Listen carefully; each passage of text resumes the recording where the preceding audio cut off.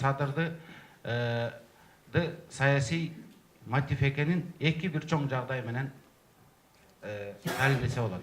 Биринчиси жанагы мамлекет тарабынан уюштурулган, күч органдары тарабынан уюштурулган Юпигейт. Мына ушунун Юпигейт Садырга багытталган.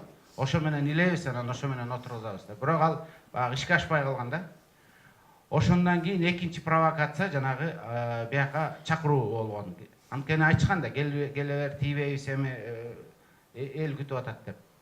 Ошентип анан келгенде камап коюшкан. Аны баарыбыз билебиз. Ошондуктан ошол Юпигейттен башталгандыгын өзү эле Мукар Шалтаевич бул жанагы саясий мотив экени ошол жерде далилденип турат. Анткени саясий мотив болбосо жанагы провокация уюштурмак эмес. А себеби эмне? Себеби Атамбаев Садырдан, Камчыдан, Ахматтан коркон. Ал кандай гана провокация жолдору менен болсун дагы отургузуш керек деген өзүнө максат койгон. Андан кийин болгон тарыхый процесстерин билесиңер, Текебаев боюнча, биз боюнча.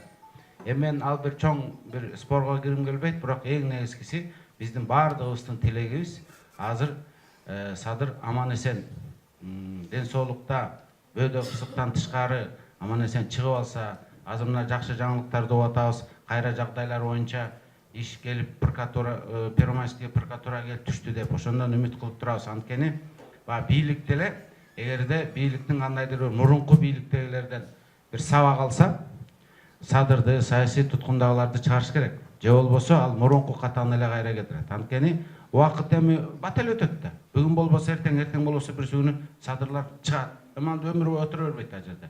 Алардын тарапташтары күчөгөндөн күчөйт.